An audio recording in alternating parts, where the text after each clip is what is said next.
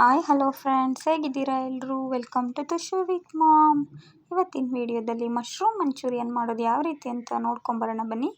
ಮೊದಲನೇದಾಗಿ ನೋಡಿ, ನಾನಿಲ್ಲಿ ಒಂದು 400 ಗ್ರಾಮ್ ಆಗೋಷ್ಟು ಮಶ್ರೂಮನ್ನು ತೊಗೊಂಡಿದ್ದೀನಿ. ಅಂದರೆ ಪ್ಯಾಕೆಟಲ್ಲಿ ಒಂದೆರಡು ಪ್ಯಾಕೆಟ್ ತೊಗೊಂಡು ಸಿಪ್ಪೆ ತೆಗೆದು ವಾಶ್ ಮಾಡಿ ಇಟ್ಕೊಂಡಿದ್ದೀನಿ, ಕಟ್ ಮಾಡಿ. ಹಾಗೆ ನಾನಿಲ್ಲಿ ಕಾರ್ನ್ಫ್ಲೋರ್ ತೊಗೊಂಡಿದ್ದೀನಿ, ಒಂದು 4-5 ಸ್ಪೂನ್ ಆಗೋಷ್ಟು. ಮೈದಾ ಒಂದೆರಡು ಸ್ಪೂನ್ ಆಗೋಷ್ಟು ತೊಗೊಂಡಿದ್ದೀನಿ. ಶುಂಠಿ ಬೆಳ್ಳುಳ್ಳಿ ಪೇಸ್ಟು ಒಂದೆರಡು ಟೀ ಸ್ಪೂನು. ಹಾಗೆ ನಾನಿಲ್ಲಿ ಗ್ರೀನ್ ಚಿಲ್ಲಿ ಸಾಸ್ ತೊಗೊಂಡಿದ್ದೀನಿ, ಒಂದು 3 ಸ್ಪೂನ್ ಆಗೋಷ್ಟು. ಒಂದೆರಡು ಸ್ಪೂನ್ ಆಗೋಷ್ಟು ಟೊಮೆಟೊ ಕೆಚಪ್ ತೊಗೊಂಡಿದ್ದೀನಿ. ಹಾಗೆ ನಾನಿಲ್ಲಿ ಡಾರ್ಕ್ ಸೋಯಾ ಸಾಸು 1-2 ಸ್ಪೂನ್ ತೊಗೊಂಡಿದ್ದೀನಿ. ಹಾಗೆ ಸ್ಪೈಸಸ್ ತೊಗೊಂಡಿದ್ದೀನಿ, ರೆಡ್ ಚಿಲ್ಲಿ ಪೌಡರ್ 1 ಸ್ಪೂನು. ಹಾಗೆ ಒಂದು ಅರ್ಧ ಸ್ಪೂನಷ್ಟು ಪೆಪ್ಪರ್ ಪೌಡರ್ ತೊಗೊಂಡಿದ್ದೀನಿ. ನೋಡಿ, ನಾನಿಲ್ಲಿ 1 ಸ್ಪೂನಷ್ಟು ಕಾರ್ನ್ಫ್ಲೋರ್ನ ನೀರಲ್ಲಿ ಮಿಕ್ಸ್ ಮಾಡಿಬಿಟ್ಟು ಈ ರೀತಿ ಇಟ್ಕೊಂಡಿದ್ದೀನಿ. ಹಾಗೆ ಒಂದು 7-8 ಗಡ್ಡೆ ಬೆಳ್ಳುಳ್ಳಿನ ಚಿಕ್ಕ ಚಿಕ್ಕದಾಗಿ ಕಟ್ ಮಾಡಿ ಇಟ್ಕೊಂಡಿದ್ದೀನಿ. ಒಂದೆರಡು ಮೀಡಿಯಮ್ ಸೈಜ್ ಈರುಳ್ಳಿ, ಎರಡು ಹಸಿರು ಮೆಣಸಿನ್ಕಾಯಿ ಚಿಕ್ಕ ಚಿಕ್ಕದಾಗಿ ಕಟ್ ಮಾಡಿದ್ದೀನಿ. ರುಚಿಗೆ ತಕ್ಕಷ್ಟು ಉಪ್ಪು, ಕೊತ್ತಂಬರಿ ಸೊಪ್ಪು. ಈಗ ಯಾವ ರೀತಿ ಮಾಡೋದು ಅಂತ ನೋಡೋಣ ಬನ್ನಿ. ಮೊದಲನೇದಾಗಿ ಒಂದು ದೊಡ್ಡ ಬೌಲ್ಗೆ ನಾನು ತಗೊಂಡಿರುವಂಥ ಕಾರ್ನ್ಫ್ಲೋರ್ ಹಾಕ್ಕೊಂಡು, ಹಾಗೆ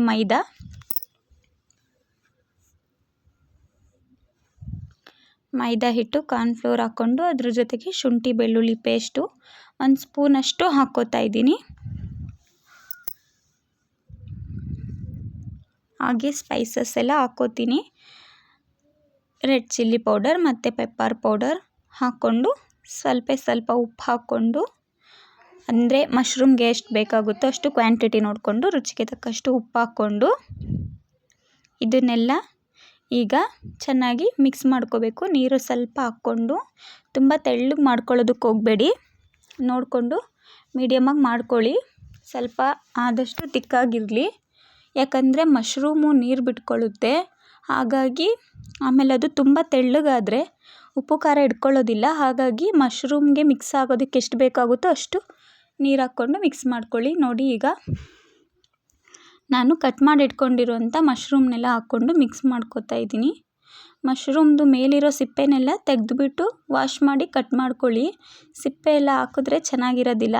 ಹಾಗಾಗಿ ನೋಡಿ, ಎಷ್ಟು ಬೇಕೋ ಅಷ್ಟು ಸೈಜಲ್ಲಿ ಕಟ್ ಮಾಡ್ಕೊಳ್ಳಿ. ಈಗ ನಾನು ಚೆನ್ನಾಗಿ ಮಿಕ್ಸ್ ಮಾಡಿ ಇಟ್ಕೊಂಡಿದ್ದೀನಿ. ನೋಡಿ, ಈ ರೀತಿ ಮಿಕ್ಸ್ ಮಾಡ್ಕೋಬೇಕು. ಮಿಕ್ಸ್ ಮಾಡಿ ತುಂಬ ಹೊತ್ತು ನೆನೆಯೋದಕ್ಕೆ ಬಿಡಬೇಡಿ, ಜಾಸ್ತಿ ನೀರು ಬಿಟ್ಕೊಂಡ್ಬಿಡುತ್ತೆ. ಇಮ್ಮಿಡಿಯೇಟಾಗಿ ಹಾಕ್ಕೊಂಡ್ರೆ ಒಳ್ಳೆಯದು. ನೋಡಿ, ನಾನು ಎಣ್ಣೆ ಬಿಸಿಗಿಟ್ಟಿದ್ದೆ, ಎಣ್ಣೆ ಚೆನ್ನಾಗಿ ಬಿಸಿ ಆಗಿದೆ. ನಾನೀಗ ಮೀಡಿಯಮ್ ಫ್ಲೇಮಲ್ಲಿ ಇಟ್ಕೊಂಡು ಮಶ್ರೂಮ್ನ ಹಾಕ್ಕೋತಾ ಇದ್ದೀನಿ ಫ್ರೈ ಮಾಡೋದಕ್ಕೆ.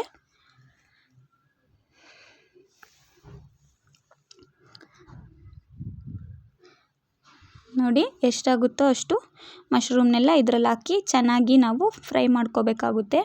ಈ ಮಶ್ರೂಮ್ ಅನ್ನೋದು ತುಂಬ ಸಾಫ್ಟಾಗಿರುತ್ತೆ. ಹಾಗಾಗಿ ನಾವು ಇದನ್ನು ಆದಷ್ಟು ಸ್ವಲ್ಪ 10 to 15 ಮಿನಿಟ್ಸ್ ಆದರೂ ನಾವು ಇದನ್ನು ಚೆನ್ನಾಗಿ ಫ್ರೈ ಮಾಡ್ಕೋಬೇಕಾಗುತ್ತೆ. ಆಗ ಕ್ರಿಸ್ಪಿಯಾಗಿ ಬರುತ್ತೆ, ಆಮೇಲೆ ಚೆನ್ನಾಗಿ ಬೇಯುತ್ತೆ. ಮೀಡಿಯಮ್ ಫ್ಲೇಮಲ್ಲಿ ಇಟ್ಕೊಂಡು ನೀಟಾಗಿ ಫ್ರೈ ಮಾಡ್ಕೊಳ್ಳಿ. ನೋಡಿ, ಒಳಗಡೆ ಎಲ್ಲ ಚೆನ್ನಾಗಿ ಬೇಯಿಸ್ಕೋಬೇಕು ನಾವು ಇದನ್ನು, ಇಲ್ಲಾಂದರೆ ಅದು ಸಾಫ್ಟಾಗಿ ಹಾಗೇ ಇರುತ್ತೆ.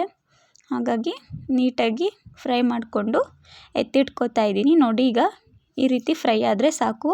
ಹಾಗೆ ನಾನು ಉಳಿದಿದ್ದನ್ನು ಮಶ್ರೂಮ್ನೆಲ್ಲ ಹಾಕಿ ಫ್ರೈ ಮಾಡಿ ರೆಡಿ ಮಾಡಿ ಇಟ್ಕೊಂಡಿದ್ದೀನಿ. ನೋಡಿ, ಈ ರೀತಿ ಬಂದಿದೆ, ತುಂಬ ಕ್ರಿಸ್ಪಿಯಾಗಿ ಚೆನ್ನಾಗಿ ಬಂದಿತ್ತು.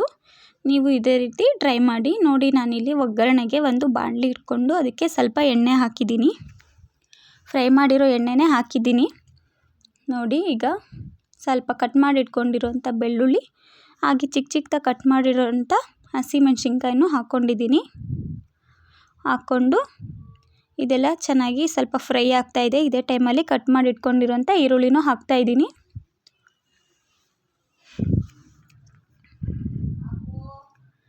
ಈರುಳ್ಳಿ ಸ್ವಲ್ಪ ಫ್ರೈ ಆಗಲಿ ಎಣ್ಣೆಲಿ.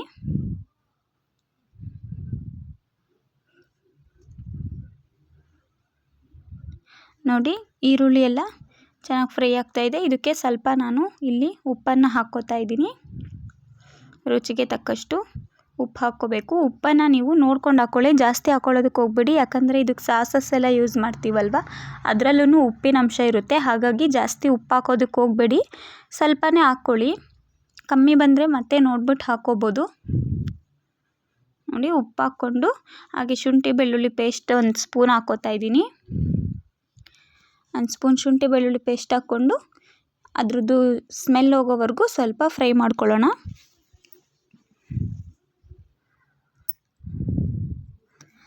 ನೋಡಿ ಈಗ ಶುಂಠಿ ಬೆಳ್ಳುಳ್ಳಿ ಪೇಸ್ಟ್ದು ಸ್ಮೆಲ್ಲೆಲ್ಲ ಹೋಗಿದೆ. ಈಗ ಸಾಸಸ್ ಎಲ್ಲ ಸೇರಿಸ್ಕೊಳ್ಳೋಣ.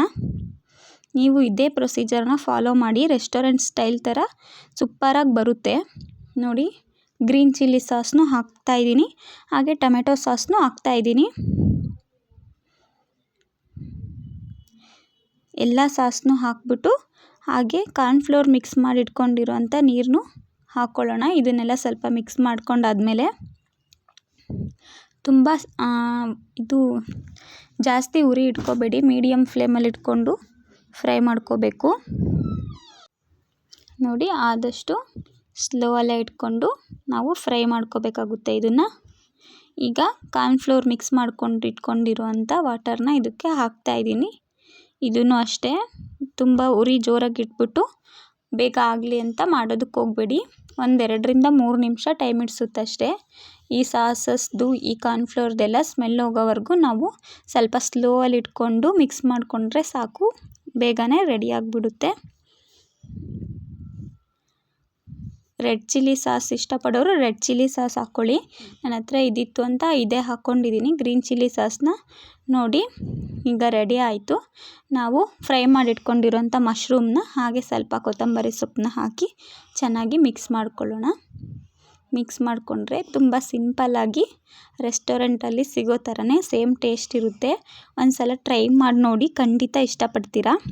ನಿಮ್ಮ ಮನೇಲಿರೋ ಚಿಕ್ಕ ಮಕ್ಳಿಗೂ ಇಷ್ಟ ಆಗುತ್ತೆ. ಹೊರಗಡೆಯಿಂದ 1 ಪ್ಲೇಟ್ ತಗೊಂಬಂದು ತಿನ್ನೋ ಅಮೌಂಟಲ್ಲಿ ಮನೇಲಿರೋರೆಲ್ಲ ಆರಾಮಾಗಿ ತಿನ್ಬೋದು. ಚೆನ್ನಾಗಿರುತ್ತೆ, ಟೇಸ್ಟೂ ಅಷ್ಟೇ ಚೆನ್ನಾಗಿರುತ್ತೆ, ಹೆಲ್ದಿಯಾಗೂ ಇರುತ್ತೆ. ನೋಡಿದ್ರಲ್ಲ ಫ್ರೆಂಡ್ಸ್, ಇವತ್ತಿನ ಈ ರೆಸಿಪಿ ನಿಮ್ಗೆ ಇಷ್ಟ ಆದರೆ ಒಂದು ಲೈಕ್ ಮಾಡಿ, ಹಾಗೆ ಟ್ರೈ ಮಾಡಿಬಿಟ್ಟು ಯಾವ ರೀತಿ ಬಂತು ಅಂತ ಖಂಡಿತವಾಗ್ಲೂ ಕಮೆಂಟ್ ಮೂಲಕ ತಿಳಿಸಿ. ಇನ್ನು ಯಾರ್ಯಾರೆಲ್ಲ ನನ್ನ ಚಾನಲ್ನ ಸಬ್ಸ್ಕ್ರೈಬ್ ಮಾಡದೆ ನೋಡ್ತಿದ್ದೀರಾ, ದಯವಿಟ್ಟು ಸಬ್ಸ್ಕ್ರೈಬ್ ಮಾಡಿಕೊಂಡು ನೋಡಿ. ನಾನಿಲ್ಲಿ ಸ್ವಲ್ಪ ಆನಿಯನ್ ಮತ್ತು ಕೊತ್ತಂಬರಿ ಸೊಪ್ಪನ್ನ ಹಾಕ್ತಾಯಿದ್ದೀನಿ ಎಕ್ಸ್ಟ್ರಾ ಟೇಸ್ಟ್ಗೋಸ್ಕರ. ಈ ರೀತಿ ನೀವು ಆಪ್ಷನಲ್ಲೂ ಹಾಕ್ಕೊಂಡ್ರೆ ತುಂಬ ಚೆನ್ನಾಗಿರುತ್ತೆ. ಹಾಗೆ ನೀವು ವಿಡಿಯೋ ನೋಡಿದ್ದಕ್ಕಾಗಿ ತುಂಬಾ ಧನ್ಯವಾದಗಳು. ಮುಂದಿನ ವಿಡಿಯೋದಲ್ಲಿ ಸಿಗೋಣ.